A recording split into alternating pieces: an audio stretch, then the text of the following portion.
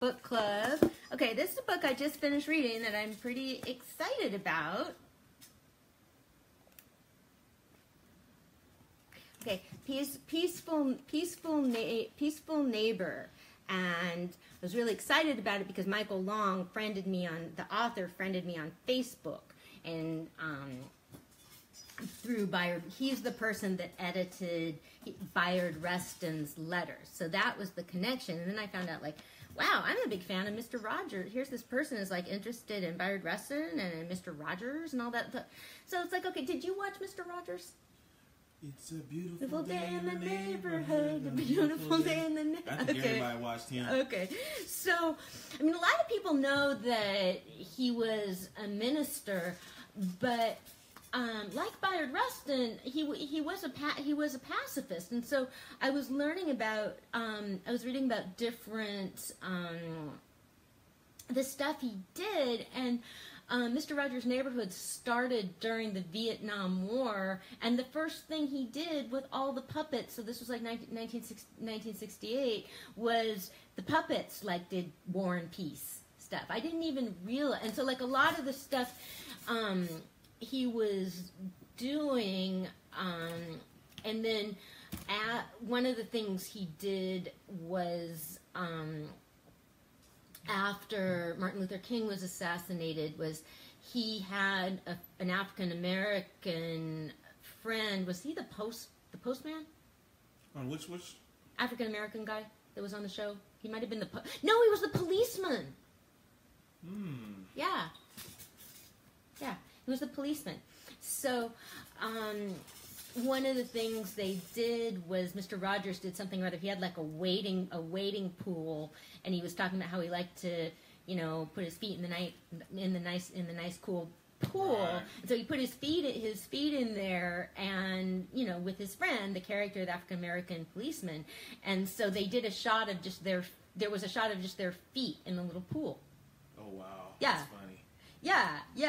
It was so, you just think he was just sort of like just showing things, and he did not like pounding it over people's head, but it was a time where there were a lot of riots, and so 68 and all that, so he wanted to have an African American police officer there, and so so there would be associations with like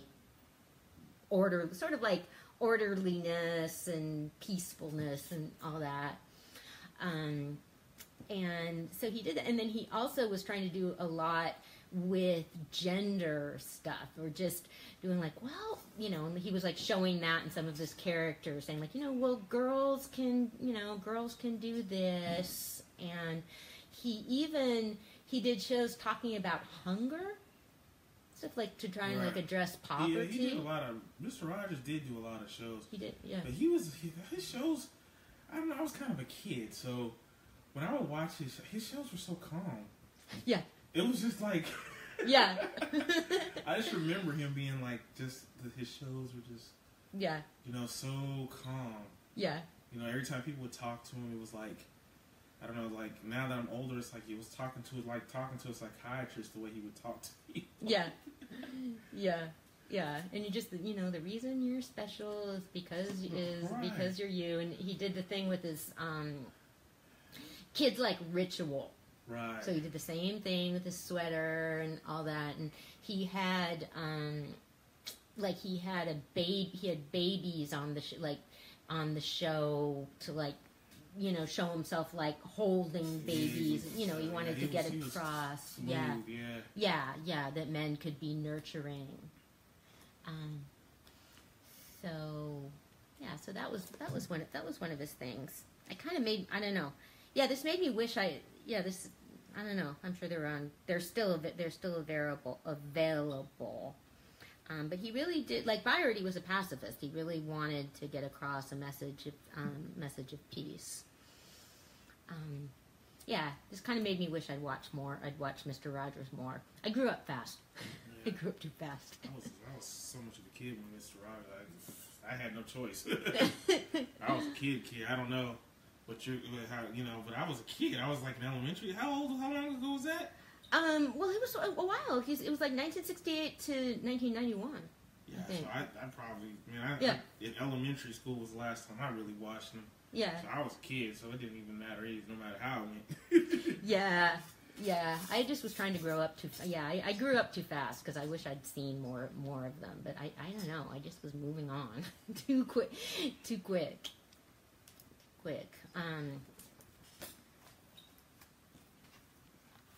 Oh, okay. And he also, like, Mr. Rogers was the first person to go to the Soviet. He went to the Soviet Union when it was the Soviet Union to go on a children's show there. Right. And then this was during the Cold War and stuff. So, yeah, not the. Do that. Yeah. And then oh no, this was during Reagan. The Reagan era. Yeah, but didn't we hate them back then? That was the kind of... Mr. Rogers didn't hate anyone. No, but it's just, you being an American going to Russia. He did. Kinda... Yeah, and so he went to a children's show in Russia, and then the person that ran that show came and was on The Neighborhood. Oh, okay. There was a lot of stuff happening on Mr. Rogers' Neighborhood. That's what I'm saying. I wish I tuned in more. Yes. I love the puppets. I was probably too busy worried about the puppets. You ain't lying. I really like the puppets. Yeah. Oh, this is kind of neat too. Okay, so driven by his vision of neighborliness and charity, Rogers held that it's far better to say to our children that we are gathering sweaters for people who are cold and don't have the money to buy warm clothing, rather than for the needy or for less fortunate. Right. So that was a good way to put it, because it's like if you say for the needy, it's like you're labeling people, you're objectifying people. Right. And when you say for people that don't have, clothes, that's a fact. You're not judging them personally. Yeah. Makes sense. Yeah. So he showed nurture. He wanted to show nurturing men and girls doing what they wanted to do. Like he wanted to show himself like cooking and so. Yeah. Smooth. Yeah. Oh, okay. So this was like one of the things he did. There was something or other with the puppets where they wanted to work with hunger, and so in the land of poverty, in the land of make believe, the magician is going to sell his coat because he doesn't have money for stuff, and so then he says. So the magician said he's in a hurry, he explains, because he has to take breakfast to his family. Breakfast at this hour of the day? Asked King Friday, perplexed because it's the middle of the afternoon. Well, it's the first thing they've had to eat all day, so it's just like breakfast. Thereby showing that poverty can consume daily schedules, including those of children who treasure routines and rituals. So he just got, again, we talk about complexity. I mean, it's just... He was trying to get to, like, not only, the obvious problems, children not having to come to eat, enough to eat, but all the emotional stuff around it and the feelings of upheaval. So that was cool. That was when he was disturbed because he felt like Nixon was really putting down people that were on welfare. So...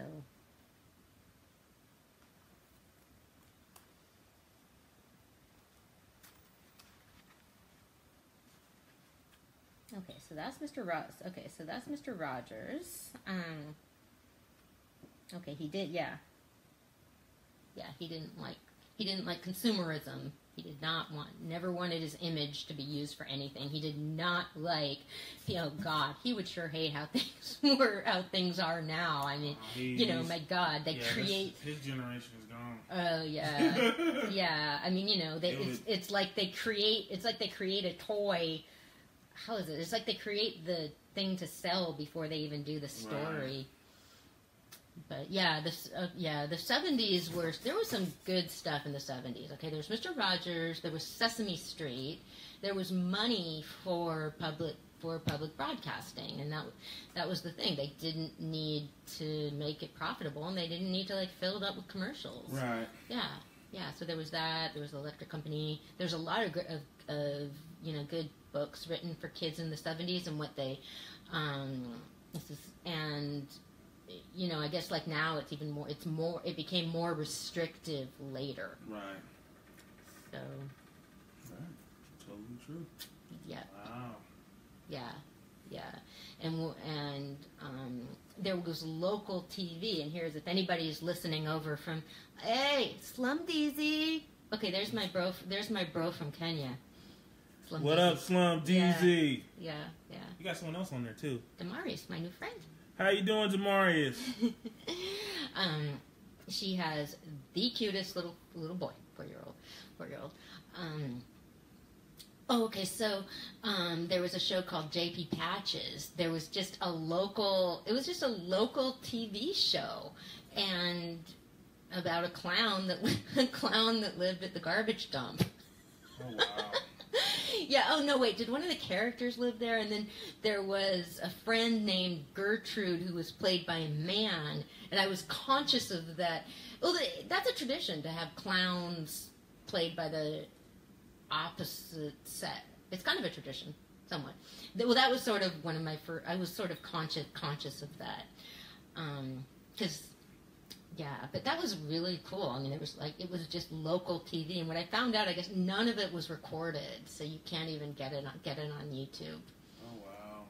Yeah, but there's definitely, there's like a bunch, people from Seattle, the group, and maybe it was going on into the 80s, but yeah, there was the JP Patches, and so there's other local TV stuff like that too, right, in other parts of the country. Okay. But. Now, I don't know. Like, one of the things I was so struck by, people talk about, like, 9-year-olds and third graders, like, being into bands and music. I didn't know what that stuff was when I was in third grade. Yeah. Yeah, they're starting bands. Yeah. Doing everything before they even hit high school. Yeah. But then one of the things that's different now is that now young people aren't in a hurry to learn to drive. They're more likely they're not as interested in going out because they're at home on their phones and computers socializing that way. Yeah, I don't know if that's always a good idea, Yeah. Well, there's fewer young people are getting in car accidents now. Because they're less independent. Yeah, so they're less independent and they're not, So they're doing more crazy stuff. Yeah. Online, bullying each other and doing all that other stuff. Yeah. That is crazy. I don't know. I hate helplessness. I have a real hard time with that. Right. Younger generation. I think it's cool that, ultimately, families are so close. Right. You can't be down. I can't be down on that too much. That part isn't bad. Even though they're like totally dependent and all that, and right. Dependent and helpless. Yeah, but you still gotta. I don't know. I don't know. I'm used to like you wanting to do your own thing. Like you wanting to drive yourself to the store. Yeah. Or, Yeah. I don't know. Yeah. That's just me. Yeah. But I know what you're talking about. I grew up in a city, and so you didn't a lot of the time. And I had learning disabilities, hard to learn to drive. But like right in the city, like young people are like less likely to get a driver's license because it's so expensive, and need public transit. Yeah. That's how my cousins are. They live in San Francisco, and so like you said, 9 times out of 10, 24 hours a day, you can always catch a bus somewhere and just go where you need to go. Yeah. And actually, sometimes it's better. It's like kind of like New York in that sense. It's better just to catch the bus than it is to drive. Yeah.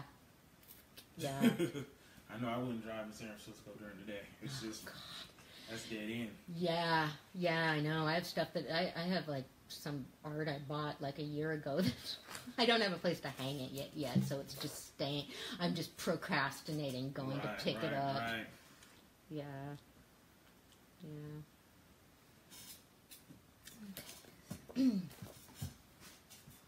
Slum DZ, Smitty. Hey, Smitty. What up? What's going down, Smitty? The DJ Row, man. Yeah. Okay, so what are some other, like, notable... Okay, so there's been... Stuff is just happening so fast, okay? So there was Hugh Hefner, and, okay, well, Tom Petty, we don't really... Not too much to say about him. Nah, not really, I don't know. I just had no idea that so many songs were by him. Yeah, he has a lot of songs. Yeah, just so many things Yeah, I was just surprised because I just found myself having, like, so many... You sort of, like, remember certain times when certain songs were playing. He was also in a lot of Disney cartoons. His music was in a lot of animation, too. I remember there was a cartoon. It was about a cow, but I don't know if it was a Disney cartoon. And the cow was, like, I guess, scared of these wolves or something. Mm-hmm. And I guess when the cow got tough, one of the songs they played was... Don't back down. Oh, really? Yeah, I forgot the name of the movie though with the cow. It was his cow, dude. Yeah. And then these wolves kept trying to come and eat the chickens and eat the people at the farm, and this one cow was turned out to be the hero at the end. He was scared at first, but it was the hero. And that was one of the songs that they played when he got tough was "Don't Back Down." Oh, right. Yeah. It's 2017 going to be like the... kind of major... Who's going to be some more major deaths happening? Okay, 2016 was, like, crazy with all that. I don't know, man, with just all the hurricanes and fires. Oh, I know. This is different. I don't know what's going to happen when New Year's hits, man. We all better watch out. Yeah. So, Yeah. I was at the Hummingbird Bakery last year on New Year's Eve, and they're going like, "Oh, it's such a good bakery," and they're going like, "Are you going to do anything tonight?" And I'm like, "Eat my cake." Hummingbird Bakery on Springs Road. I know exactly where. It's next to Subway, right? Yeah. Yes, I know that. Isn't that good? Yeah. I know the family. I know the family. I know the lady whose family works there, but it's her family, and I know some of them. Her name is Deborah, but you probably know her. But yeah, you're right. That's a cool little place, man. Yeah, I've been in Vallejo a year, and I know I meet lots of people that don't know that bakery. Oh, I know that bakery. Yeah, I didn't. But it's kind of in a weird. The spot is like it's like a 3-store little thing. It has Subway and like I think Sprint and that place. So it's kind of like I guess you wouldn't expect to go by there. I'm not sure how. Yeah, well for me it's convenient. It's near where I live. Oh, okay. So you live over that way. Yeah. Okay, gotcha. Okay. Yeah. I didn't. I'm just so. Yeah, I didn't grow up like with much like baked goods and stuff because there's a lot of people like, oh, like grandma. And I was like, oh God, not my grandma. Neither of my grandmas were interested in that sort of thing at all. So I love talking with them about I was interested from scratch, man. Yes. Ooh. Yeah. Okay, so. Shit. Talk about the Supreme Court and gay marriage, wedding cakes and all that. I have a group of conservative friends that I talk to about being gay, and so one of the things that I just say every time, it's like, it's not about a fucking wedding cake, okay? I'm like, I'm going, it's so that people can't refuse medical treatment to gay people. Like, you guys don't want that, do you? I'm like, no, that's not okay. So I was like, and so so I had this thought when I was in there, like, wow, those cakes really are art. And because now the baker guy is saying that, okay, well, you're asking me to create something that I don't want to create. And I'm like, in the first place, I really wish this wasn't about wedding cake in the first place, but I'm becoming more and more about it, coming around to that point of view. Especially if somebody doesn't want to make your wedding cake, go someplace else. Yeah. And, and I know, it's like we do this, it's like for legal cases, it's like a test case, and, you need to do all that, but I don't know, our world is just so divided. Right. But that was when that's when I really got it. I remember hearing about that. Yeah. But see, my opinion on it, if they don't want to do it, I'm going, like you just said, I'm just going to go somewhere. Yeah. To do it, that's going to be on them, because, every time someone asks me, I'm going to say, they didn't want to make the cake for me. Yeah. So, and then, that's a bad thing. Me personally, if you're gonna do something for somebody, like, you know, they're paying you to make a cake, you shouldn't be. I don't know. You shouldn't be too much morally judgmental. Yeah. And I'll give you an example. JB, you know who JB is? Yeah. I don't want to say the name in this case, but JB. Yeah. That she had an issue back when such and such was there. Yeah. And they were offered a job to film for, I guess, some Republican candidate for something around here. Yeah. And JB didn't want to do it. And I said, I mean, I understand that politically, you know, you may not be with this person because they may like Trump but I said, but technically all you're doing is taking a picture. You know, you're doing your art. You're just taking a good picture. Well, yeah. You know, you don't have to, just because you're taking a picture don't mean you have to say, well, I'm a Republican because I'm taking a picture. And you know, I would do it, you know, if I'm not going to lie to everybody. If Donald Trump wanted me to DJ, I'm going to DJ a party for him. Yeah. But, you know, if someone comes in, I'm like, no, I'm a Democrat, but, I mean, if he's going to pay me to DJ, I'm going to DJ for him. Well, yeah. And I believe in talking with people. Right. And to me, I had no patience for the icing out. I'm like, you know, they can't hurt you. And so, yeah, I feel very strongly about that. You know, in 1947, Bayard Rustin did the bus rides challenging Jim Crow laws, and it was called The Journey of Reconciliation. No, I'm ready to do that right now. That's on my. I mean, I would like to get other people together to do a journey of reconciliation, because, like, what I have been doing, I'm quite serious about that. Is about the people I admire. I've been looking at the pictures of those, like, Nazi dudes going. I've been, like, staring at them and thinking, like, okay, how can I find compassion? And I'm like, I can find compassion. I have compassion for somebody that is it's like, if you have that sort of attitude, it's like, well, how lonely that must be. And it's like, if you, like, look down on other people in that way, you're missing out on how wonderful and fascinating the world is. Right. And yeah, I need to look at things with compassion. Right. Yeah, and I think on that situation, like with I don't know what they call themselves now, the Nazi dudes. Yeah. I think a lot of people are more scared that if they let it go, it could resort back to how it was. Mm-hmm. And I think so. A lot of people want to step.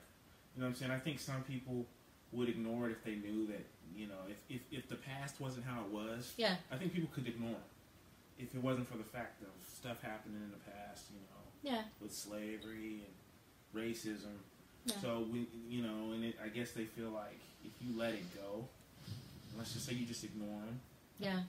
You know, it might edge them to get a little, what's the word for it?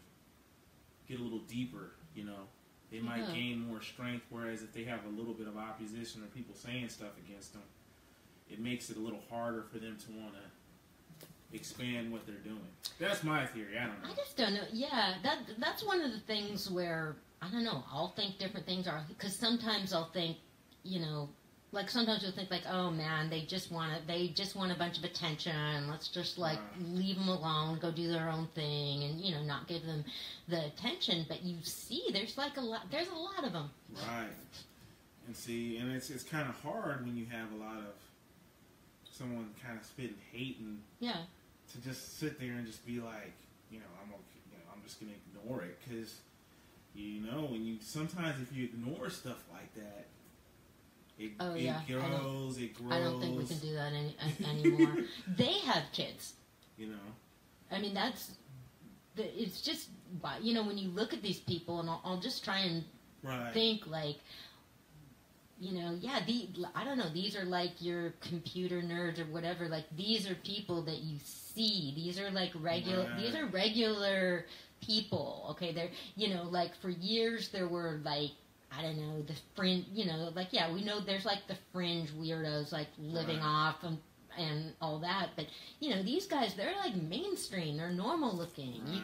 You could see them anywhere, and like they have families. And I particularly wanted to find the compassion by looking at how young some of them are, and so now I'll just be like, I'm not going to condemn somebody that's young enough to be my kid. But like, shit, now they have kids. Right. So yeah, I don't think we can ignore them anymore. Yeah.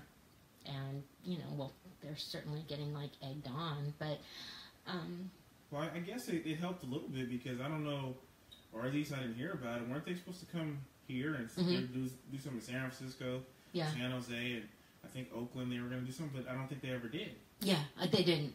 I'm pretty sure. So that was I mean, so see, by people speaking up and saying they don't want it, you know, imagine if we just ignored them. Definitely. You know, it probably would have been worse. Yeah. So. Yeah.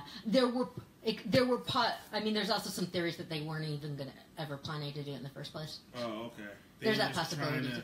Yeah, because they're going to do it in San Francisco, you know, like they know. Because San Francisco, because some of the places they were planning on doing it, I was like, that's like almost like a war zone doing it. Especially in California, it's like, you know, you're going to do it, go to like Iowa or go to the more conservative. I mean, there's some pretty conservative spots of California.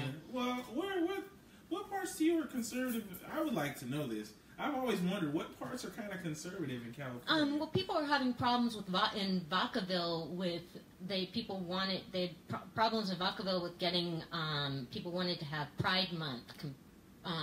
Wanted the Vacaville City Council to declare a Pride Month, and they wouldn't do it because people showed up. Okay, this is like the thing I hate. Now they want to make rules about what needs to happen in order to do a proclamation because some people showed up and were like, well, but what if they want to issue a proclamation for ISIS? And I just hate that. I hate what, you know, it's like, okay, well, if somebody wants to do that, then deal. Okay, that doesn't have to do with, you know, so that's just always the rationale that people use to try and stomp on rights. Basically, it always, you know, like, you know, people say that about gay marriage. Like, well, okay, if we let two men marry, then what if somebody wants to marry their dog? I'm like, well, that doesn't have anything to do with it. We're talking, we're talking about one thing. We're not talking about the other things. And it's the sign to me of somebody, sort of like if you're able to come up with these what-if scenarios, to me it just says you don't really have many problems in your life. Right. Makes sense. Yeah. But yeah, so anyway, I mean, I am prepared to go do a journey of reconciliation, because we need to deal with these people, and it's only getting worse, and the divisions are only getting worse, and they're getting stronger. I mean, Trump goes and he does his rallies, and I don't know how good it's going to work as Trump is in office, though. Yeah. He just, you know what I'm saying, with the news, he keeps doing stuff, and the news keeps talking about it, and it's just... He does, but then he goes to his rallies, and people still really like him. And I know, like, hey, okay, you and me, we both watch Fox News, see what people are up to, and CNN also does. They're good sometimes about interviewing Trump voters, because I'm really interested. I'm just keep thinking, like, okay, well, what is it going to take? What is it going to take? Do you guys think this is okay? I personally think it's more of a pride issue than anything with Trump supporters. It's kind of more of, we voted for him, so we have to stick by him. I mean, you know, and it's kind of like one of them issues, and it's like, to me, I think no matter what he does, they're just going to stick by him, because that's how Republicans kind of are. They seem pretty tough like that. Like, they want to, like, even if they're wrong, they're going to stick with it. You know, I think that's just human. You think that's just I think that's just human.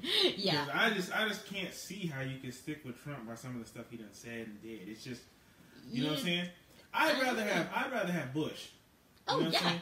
That's what I'm saying. That the logic is just weird to me. Yeah. You know, I could understand if it was McCain or someone else, then we could kind of work with it. Yeah. But this guy he doesn't care about anything. Exactly. That's my point I'm trying to make by what I'm saying with him personally. They seem like more of a pride issue. Yeah. You know, like so I mean, you know, there's Republicans I didn't like, but I didn't like him to the point of like this guy. Like this guy, I just don't even understand how he even got to where he got to. You know, the other ones I kind of I can see how he got there, and you know, he has some stuff he has right, some stuff he don't. But Trump is just, even as a supporter, I mean, to me, you just have to admit it, dude. Just say he's a bad president. Just admit it. Yes, but I'd be happy with that. I don't know. I mean, again, and it's something, I mean, shit, we're stuck with this stuff for a while. I mean, yeah, it's a conversation I want to have with people. Like, does it bother you that he lies? Exactly. Doesn't it bother you? And it's a really, I mean, it's so disturbing. It's, you know, I mean, I realize, you know, it's the thing, and everybody does need to, like, shut it out sometimes. It's just, it's upsetting to be stuck listening to somebody lying. Exactly. It doesn't feel good. And then his issues, like, with the healthcare issue. Yeah. It's like, he's one of the first presidents that is trying to pass a healthcare bill without telling nobody what it is. Yeah. And it's like, to me, it's just odd, because when Obama was in, they just ripped him to shreds. He had to do all kinds of stuff just to pass Obamacare. Yeah. And it's like with this guy, it's just like, well, we're going to pass it. It's going to be great. Just pass it. And it's like nobody knows nothing about it. You know, they talk to the different people in the House and the Senate. They don't know nothing about it. They get questioned, but they still just want to pass it. It just doesn't make sense. It doesn't make sense. Yeah. Yeah. And that's my problem with it. It just doesn't make sense with this guy. This guy just doesn't make sense. It doesn't. It's beyond Democrat and Republic with him. It's just, he just has to go. It's just so scary. You just feel like he doesn't, I mean, even like a swan, you know, I mean, shit, there's like, Pence really sucks too, but you feel like you know, there's people that he cares about, he cares about things, you know, you feel like, okay, he cares about whether the sun comes up tomorrow, but Trump does. Right. I just, you know, and, well, particularly, okay, I've been, like, going off, okay, we have a debate group, too, okay, a group, You talking about 360? Yeah, 360, oh, okay. I'm just telling our friends here, let's start telling you, we need to start. If they ever want to join, you can join, you can add them if they really want to. Oh, James. Bring them in, man. Okay, yeah, we should start calling everybody our friends, like Mr. Rogers. Our friends. Okay, so yeah, because I am really down. I have a personal sort of association with Harvey Weinstein. Okay, so any of my relatives on here? No. No, I really, he's a lot like a relative of mine. And right down to, like, being a millionaire donor to the Democratic Party. And so the issues that I've had with my relative about sexism and his attitudes toward women are where I'm really coming from a lot of the time, where I've just been like, okay, we come down to, like, you know, men that, like, vote Democrat, they need to show, you know, okay, show me. You can say the right things, but I don't, okay, there's sexist, there's, you know, you may have voted Democrat, but that doesn't mean you respect women. And then again, I have my friends, I have my, you know, my group of conservative guys, they respect women, okay? They don't, their politics are different than mine, but I think they respect women. And so that just, to me, I mean, Harvey Weinstein just says, I mean, he is just the example of somebody that can say all the right things and, like, you know, donate to try and get women elected and is still just a total predator. And like I said, okay, it's like when Watergate cutting off Sesame Street, it's like, that's how long I've been following politics. And, you know, I mean, the Democratic Party can kiss my ass. They're like plenty misogynistic too, and there's plenty of that. I don't owe them anything. Exactly. Right. Yeah. And I'm open to believing that people are good people. Yeah, both sides got it bad, but exactly. Still, Trump being in there, I just don't understand how either side could even just go with him personally. Yeah, and I just feel like the whole world is, you know, he's lowered the standard for everybody. I just feel like the whole world has gotten more rude. Right. That's pretty much what's going on. Yeah. You said that right. Yeah.